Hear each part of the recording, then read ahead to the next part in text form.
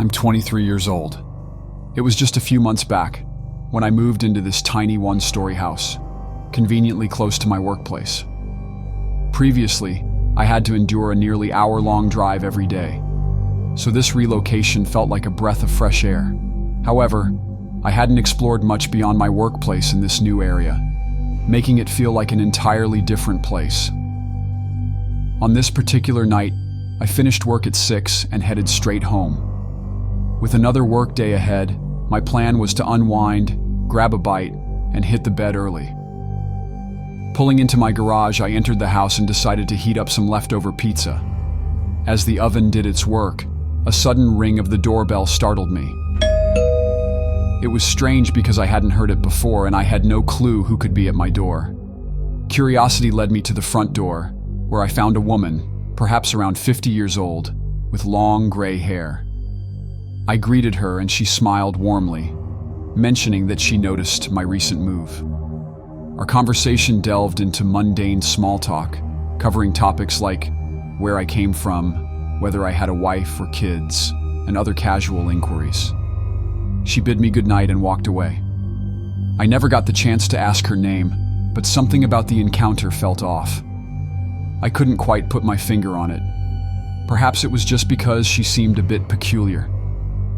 Returning to the kitchen with my pizza, I settled on the couch to find an interesting YouTube video, opting for a random commentary video to serve as background noise. I only enjoyed about 10 minutes before a noise outside caught my attention. Pausing the TV, I heard the sound of an idling car engine, surprisingly loud. Peering out the front window, I noticed a car parked right in front of my house. Oddly, all the headlights were off, and despite ample space on the street, they chose to park in front of my house. Observing the car for a few minutes yielded no changes, so I returned to the couch. However, a whole half hour passed with the persistent hum of the car's engine. Abruptly, it shut off. I paused the TV once more, straining to hear any other sounds. After a minute of silence, I rose and approached the window, confirming that the car was stationary, engine off, and no one else in sight. Closing the blinds, just in case, I went back to the couch to tidy up. As I cleaned, a quiet thump emanated from the other side of the house, setting me on edge. Nervously, I walked over to the hallway and glanced towards the kitchen. In a split second, I caught the shadow of someone walking away from the back door, as if they had noticed me and were attempting to conceal their presence. Reacting quickly, I circled the house towards the front, and peering out the window, saw a man getting into the parked car, which then sped away. My first instinct was to check the back door. Opening it, I noticed the handle on the outside was unusually loose, as if someone had tampered with it. Pulling the flimsy handle slightly to the side, I could see the inner workings of the lock, realizing that the man was dangerously close to gaining entry. While I can't say for sure if the old lady from earlier was involved, it struck me as odd. Her questions focused on whether anyone else lived with me, raising the possibility that she might have been gathering information to assess if I was a suitable target for their plans. Since that incident, a few months have passed, and I've never crossed paths with the old lady or the man again. The memory lingers, leaving me wary and questioning the intentions behind that peculiar encounter.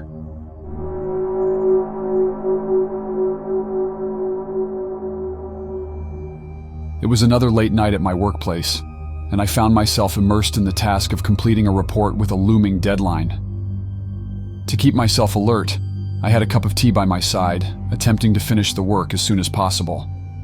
Working late had become a regular part of my routine, but maintaining focus became increasingly challenging as exhaustion set in.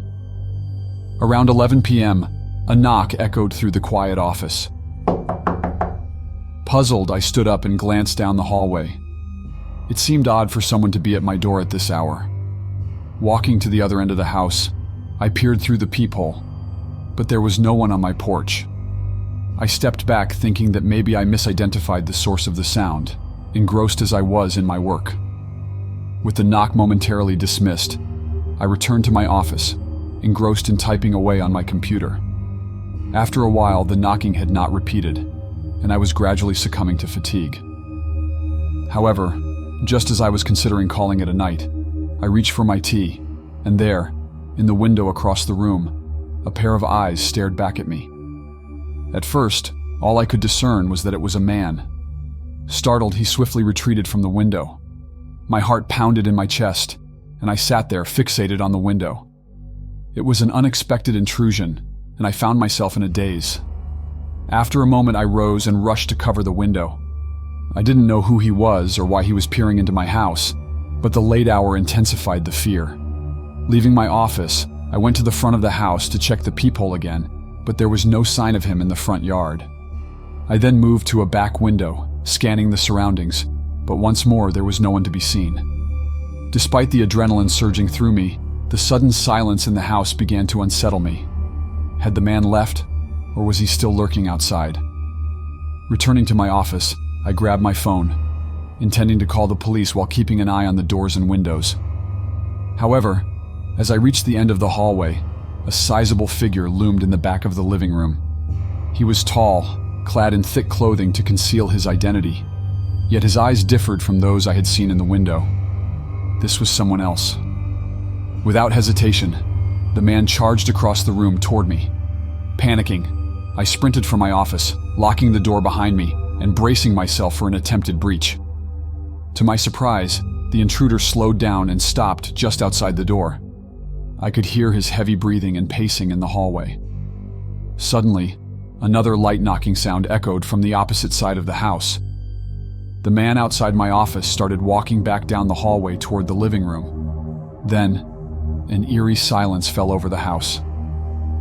I stayed pressed against the door, unsure of what would happen next. It was during this tense moment that I decided to call the police, whispering urgently into my phone, pleading for a swift response. After what felt like an agonizing wait, I heard the approaching sirens. The police entered my house without any confrontations, searching through each room, including mine. Strangely, they never encountered either of the intruders. To this day, I remain puzzled about how the first man gained entry and what their intentions were.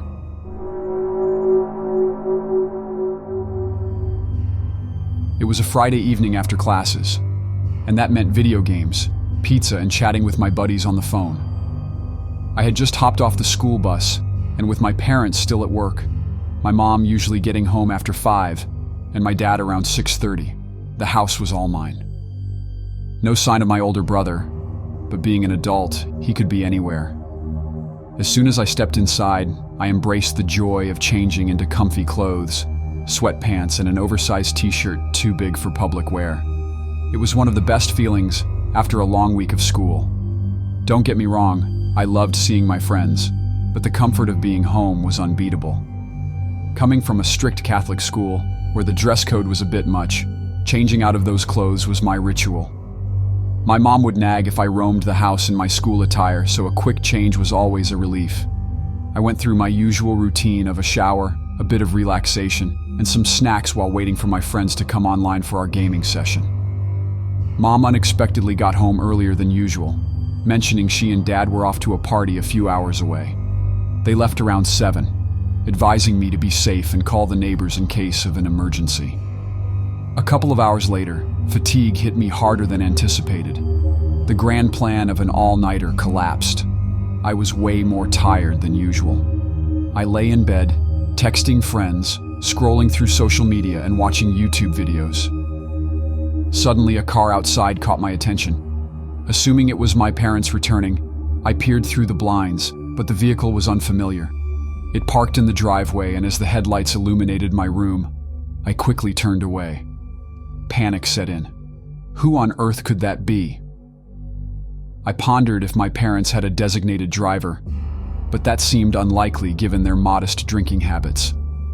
Peeking through the blinds, the car reversed out of the driveway and sped away down our quiet street. Living in a small subdivision with only a handful of houses, our street had a dead end near a wooded trail. The car disappeared in that direction, leaving me unsettled.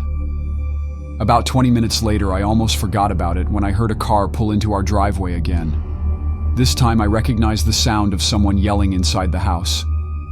It took me a moment to grasp what was happening. Someone had broken in. Panic surged as I realized I had to act fast. My only escape plan was the window, but to my dismay, I couldn't get it open. With no time to spare, I slid my dresser in front of the door, hoping it would act as a barricade. The only hiding spot was under the bed, though I felt it was too obvious. The intruder's footsteps approached my room, followed by a forceful knock. He demanded entry, but I remained silent. Frantically, I managed to call the police from beneath the bed. Thankfully, an officer was nearby and arrived within minutes. Those minutes felt like an eternity, as the intruder persisted in his attempts to break into my room. The police entered, and the intruder was found standing at my bedroom door. A confrontation ensued, and the officer had to use force, shooting the man. The assailant survived and now awaits trial in jail.